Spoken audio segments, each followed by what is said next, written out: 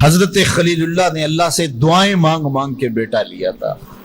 عمر کا پچھلا حصہ ہے، اولاد نہیں ہے.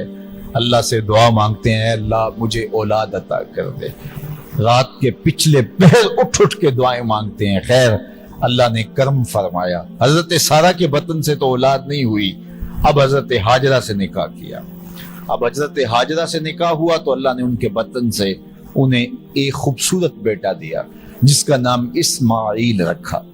اللہ اکبر، اللہ کی کتنی بڑی آزمائش تھی. اللہ کی طرف سے آواز آئی میرے حکم کی تعمیل کرتے ہوئے اپنی زوجہ کو اور اپنے بیٹے کو وادی غیر ذی زرع میں چھوڑاؤ. تو پھر وہ آج جہاں کعبۃ اللہ ہے، یہاں پہاڑوں کے بیچ حضرت ہاجرہ کو چھوڑ کے حضرت خلیل اللہ واپس چلے گئے. اور پھر جب حضرت اسماعیل علیہ السلام کی عمر 13 سال ہوئی تو ایک بار ملنے آئے تو حضرت خلیل اللہ کو حکم ہوا، خواب آئی اور خواب میں یہ حکم ہوا. نبیوں کی خواب بمنزلہ وحی ہوتی ہے.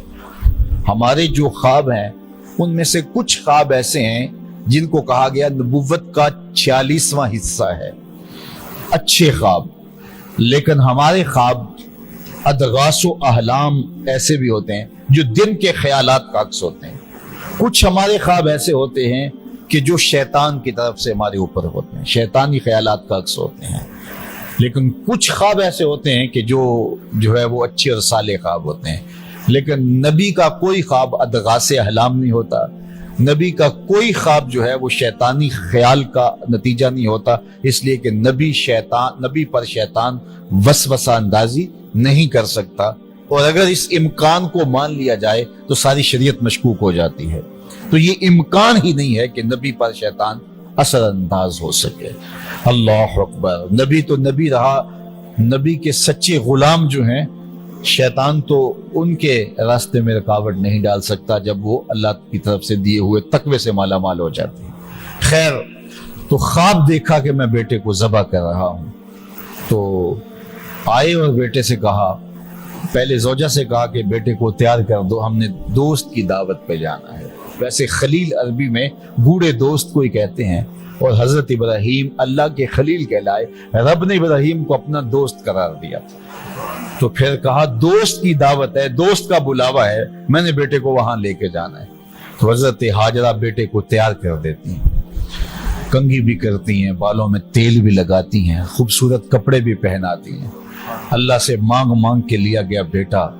اللہ اکبر. اب 13 سال کی عمر، فلما بلغ معہ السعی، جب وہ بلوغت کی عمر میں پہنچا، چلنے پھرنے کے قابل ہوا، تو حضرت ابراہیم علیہ السلام ان کو لے کے ساتھ چلے. اور راستے میں جب یہ منظر دیکھا کہ باپ بیٹے کو اللہ کی رضا کے لیے ذبح کرنے جا رہا ہے تو شیطان کے تن بدن میں آگ لگ گئی. قیامت تک یہ نقشہ دنیا دیکھے گی. کیا منظر ہوگا، خدا کی رضا کے لیے یوں بھی اظہار کیا جاتا ہے. تو وہ حضرت ابراہیم علیہ السلام کے پاس آیا. ابراہیم، ایک خواب کے سہارے بیٹے کو ذبح کرنے جا رہے ہو، اللہ کو راضی کرنے کے اور تھوڑے طریقے ہیں. تو حضرت خلیل اللہ نے پتھر اٹھا کے اس کے جو ہے وہ مارا، کہا ہٹ جا، میرے پاس ایک اسماعیل ہے، 1000 اسماعیل بھی ہوتے، قربان کر دے. یہ وہی جگہ ہیں. پھر حضرت اسماعیل کے پاس آیا تو انہوں نے بھی یہی بات کہی، کہا کہ ماں کی ممتا بڑی کمزور ہوتی ہے. تو حضرت ہاجرہ کے پاس آ گیا، کہا کہ شہزادہ کدھر ہے؟ کہا دوست کی دعوت پہ ان کا باپ لے کے گیا ہے. کہا نہیں، دوست کی دعوت نہیں ہے، وہ تو ان کو ذبح کرنے لے جا رہا ہے. کہا کوئی سوچ کے بات کر، دعائیں مانگ مانگ کے لیا رب سے، اپنے ہاتھوں سے ذبح کر دے گا؟ دنیا کی تاریخ میں ایسا کبھی ہوا نہیں کسی باپ نے اپنے بیٹے کو ذبح کیا ہو اور بیٹا نافرمان ہو، تب بھی کبھی ایسا نہیں ہوا. یہ تو وہ بیٹا ہے کہ جس کی پیشانی میں اجالے رکھے ہوئے ہیں، جس کی چمکدار آنکھیں خیرہ کر دیتی ہیں. کیا اس بیٹے کو ذبح کرے گا؟ اور باپ بھی اتنا نرم دل، پھر مانگ مانگ کے لیا.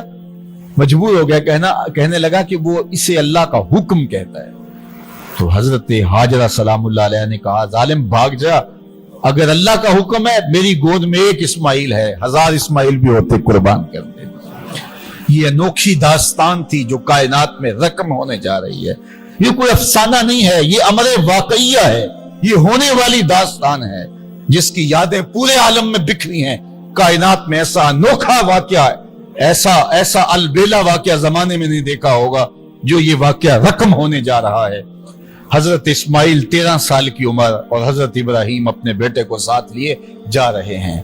راستے میں میٹھی میٹھی باتیں بھی ہو رہی ہیں. جب مناکس وادی میں پہنچے, آج حاجی جو ہے جب وہ رمی جمار کرتا ہے تو وہ کہتا ہے مجھے فون پہ بتا دو کہ میرا جانور ذبح ہو گیا کہ نہیں ہو گیا. اس میں اتنی ہمت نہیں ہوتی کہ اس قربان گاہ پہ چل کے جائے. وہ کہتا ہے تھکن سے چور ہوں. اللہ اکبر, حاجی تجھ سے تو چل کے جایا نہیں جاتا اور شریعت نے تجھے سہولت بھی دے دی, کوئی ضروری نہیں ہے کہ تو وہاں جائے. لیکن ذرا دیکھ وہ منظر کتنا دل آویز تھا. اگر حاجی کو کہا جاتا کہ بیٹا بھی ساتھ لے جانا ہے اور وہاں بیٹے کو ذبح نہیں کرنا, صرف گردن پہ چھری ہی رکھنی ہے, تو کلیجے کانپ جاتے.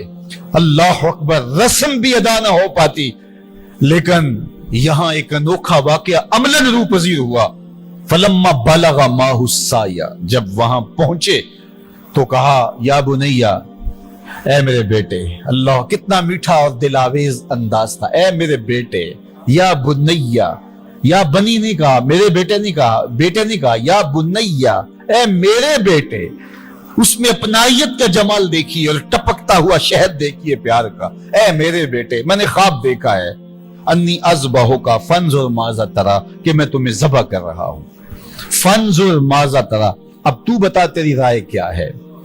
باپ نہ بتاتا ذبح کر لیتا, لیکن نہیں, بیٹے کو شامل کیا. بتانا, میں نے یہ خواب دیکھا ہے اور نبی کا خواب بمنزلہ وحی ہے. اب تو بتا تیری رائے کیا ہے, مجھے بتائیے. باپ بیٹے کو کہے کہ میں تجھے ذبح کرنا چاہتا ہوں. اللہ اکبر, باپ اپنی مرضی سے بعض اوقات کسی بیٹے کی کسی خدمت کی وجہ سے اس کو تھوڑا سا زیادہ دے دے, یا اس سے شفقت کا رخ زیادہ ہو, یا اس کو کچھ ترجیح دے دے, تو دوسرے بیٹے ناراض ہو جاتے ہیں اور باپ کے خلاف جا کے اپنے چچاؤں سے اور دوسرے رشتہ داروں سے بات کرتے ہیں کہ ہمارا باپ ظالم ہو گیا ہے. یار اس کا روح سخن تھوڑا سا دوسرے بیٹے کی طرف ہوا تو جا کے شور کر دیا اولاد نے کہ میرا باپ ظالم ہو گیا ہے. لیکن ذرا یہاں کہانی دیکھیے, باپ کیا بول رہا ہے, بیٹا میں تجھ کو ذبح کرنا چاہ رہا ہوں. فانظر ماذا تری, مجھے بتا تیری رائے کیا ہے. تو بیٹا کیا جواب دیتا ہے, کائنات میں ایسا منظر نہیں دیکھا ہوگا. بیٹا خاموش ہو جاتا, سر جھکا لیتا, یہ بھی بڑی بات تھی, امتثال امر تھا. بیٹا کہتا جی جس طرح آپ نے دیکھا میں تو کچھ نہیں کہہ سکتا, یہ بھی امتثال امر تھا. بیٹا کہتا ٹھیک ہے آپ کر لیجیے جو آپ نے کرنا ہے, تو یہ بھی امتثال امر تھا. لیکن جو بیٹے نے کہا, کائنات نے ایسا منظر یہ بھی نہیں دیکھا ہوگا. بیٹے نے یہ نہیں کہا ہاں کر لیجیے, بیٹے نے یہ نہیں کہا کہ خاموشی اختیار کر لی, گردن جھکا لی. ذرا دیکھیے, بیٹے نے کہا یا آباتے, باپ نے کہا تھا نا یا بنیا, اے میرے بچے, اے میرے بیٹے. تو جب یہ بات سن لی کہ میں تجھے ذبح کرنا چاہتا ہوں, تو بیٹے کا لہجہ تبدیل نہیں ہوا. اللہ اکبر, آج بیٹا ہو تو کہے باپ ہو صفاق ہو, لیکن اس کے باوجود لہجہ کہ یا آباتے, اے میرے ابو. ذرا اس سے شہد ٹپکتا ہوا دیکھیے اور اس سے خدمت گاری کا جذبہ دیکھیے, یا آباتے, اے میرے ابو. آگے کیا ہے, یا آبات فعل ما تؤمر, ابو ذبح کیا ہے, جو بھی کرنا ہے کرو. یا آبات ذبح نہیں کہا, اے ابو ذبح کر دیجئے. ذبح کا جواب ذبح میں دیا جاتا نا, لیکن بیٹا 2 قدم آگے بڑھ گیا. یا آبات فعل ما تؤمر, ابو ذبح کیا ہے, جو بھی کرنا ہے کیجئے. باقی رہی بات میری, یہ کام آسان تو نہیں کہ گردن پہ چھری چلے اور میں تڑپوں نہ, لیکن اللہ کی مدد ہو تو یہ مشکل بھی دی ستاجدونی انشاءاللہ من الصابرین. آپ دیکھیں گے رب نے چاہا تو صبر کر کے دکھاؤں گا, تڑپوں گا بھی نہیں. باپ رسی بھی ساتھ لے گیا تھا, چھری بھی ساتھ لے گیا تھا, چھری نکالی. یہ کوئی قصہ نہیں, یہ کوئی افسانہ نہیں ہے, یہ حقیقت اور امر واقعیہ ہے. چشم فلک نے پہلی مرتبہ یہ منظر دیکھا. آج حوریں بھی دیکھ رہی تھی, غلمان اور رضوان بھی دیکھ رہے تھے, فرشتے بھی جھک جھک کے دیکھ رہے تھے. مالک قیامت آنے والی ہے, کہا تمہیں بتانا چاہتا ہوں. تم کہتے تھے انسان کو خلیفہ بنا رہے, سجدے تو ہم کرتے ہیں, عبادتیں تو ہم کرتے ہیں, یہ تو لڑائی کرے گا, دھینگا مشتی کرے گا. اب دیکھو میرے بندے کی ادا کو, میرے بندے کی اطاعت اور فرما برداری کے رنگ بھی دیکھو. اللہ اکبر, باپ نے بیٹے کو لٹایا, رسیوں سے بدن جکڑ لیا, ہاتھ میں چھری پکڑی ہے. اللہ اکبر, حضرت اسماعیل کو لٹایا. قرآن نے وہ باقاعدہ منظر نگاری کی ہے. فلما اسلما وتلہ للجبین، جب دونوں راضی ہو گئے. کس بات پہ راضی ہو گئے؟ کہ فلاں نمبر کی گاڑی خرید لیں، فلاں کوٹھی اور فلاں بنگلہ خرید لیں. نہیں، دونوں راضی ہو گئے. باپ ذبح کرنے پہ راضی ہو گیا اور بیٹا ذبح ہونے پہ راضی ہو گیا. اسلام اسے کہتے ہیں فلما اسلما. یہاں لفظ جب دونوں نے رضا کر لی، طے کر لیا، دونوں نے سر جھکا لیا. الاسلام گردن نہادن، اسلام کا معنی گردن رکھ دینا. تو دونوں نے جب گردنیں رکھ دی اللہ کے حکم پر، باپ ذبح کرنے پہ تیار ہو گیا اور بیٹا ذبح ہونے پہ تیار ہو گیا. سینے میں دل رکھنے والے ہو، بیٹے کا ذبح کے لیے تیار ہو جانا چھوٹی بات نہیں تھی، لیکن باپ کا اپنے ہاتھوں سے بیٹے کو ذبح کرنا یہ اس سے بھی بڑی بات تھی. یہ تماشائی لبے بام نہیں تھا. لیکن آج زمانہ اس منظر کو دیکھ رہا ہے. منا کے سیاہ پہاڑوں میں یہ کہانی رقم ہونے جا رہی ہے. باپ نے ہاتھ میں چھری پکڑی اور بیٹے کو لٹایا. قرآن بتاتا ہے فلما اسلما، جب دونوں راضی ہو گئے، وتلہ للجبین، اور باپ نے بیٹے کو پیشانی کے بل لٹایا. اس پر مفسرین نے دو باتیں کی ہیں. للجبین کا معنی کیا ہے کہ پیشانی کے بل لٹایا، پیچھے سے ذبح کرنا چاہ رہے تھے. اور دوسرا یہ ہے کہ جس طرح جانور کو ذبح کیا جاتا ہے تو اس کی گردن کو بل دے کر کے ماتھا زمین پہ لگایا جاتا ہے کہ رگیں تن جائیں اور گردن کھل جائے تاکہ ذبح کرنے میں آسانی ہو. تو کہا کہ گردن کو جو ہے وہ کشادہ کرنے کے لیے آپ کا نازک گلا گھما کر کے پیشانی پہاڑ پتھر کے ساتھ لگائی اور رگیں تن گئی. پورا بدن جکڑا تھا رسیوں سے، اور حضرت ابراہیم نے خود بھی پٹی باندھی تھی کہ یہ منظر اتنا آسان تو نہیں ہے. اللہ اکبر. اچانک حضرت اسماعیل نے کہا ابا جان میری رسیاں کھول دو. بیٹا کیا ہوا؟ کہا کھول دو رسیاں. بیٹا ابھی تو کہہ رہے تھے یا ابا تفعل ما تؤمر، جو کرنا ہے کیجئے، اب کیا بول رہے ہو؟ کہا کل کا مورخ لکھے گا باپ ذبح کرنا چاہتا تھا، بیٹا ذبح ہونا نہیں چاہتا تھا.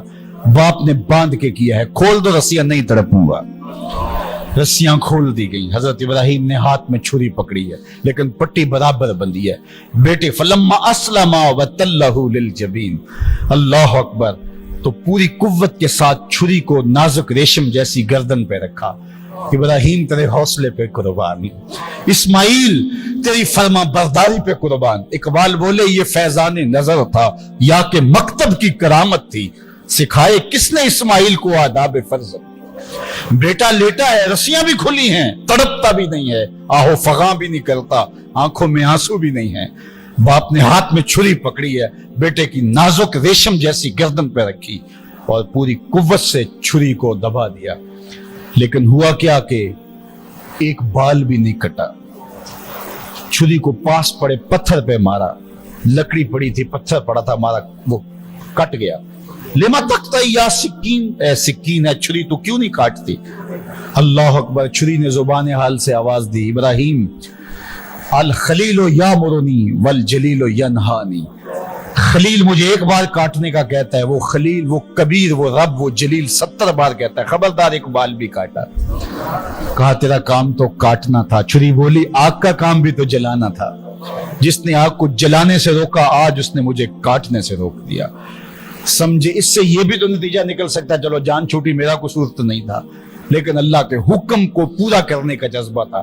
پتہ نہیں دل میں کیا بات آ گئی کہ چھری کو روک دیا گیا. پھر استغفار پڑا اور چھری تیز کی اور گردن پہ رکھ کے پورا زور لگا دیا.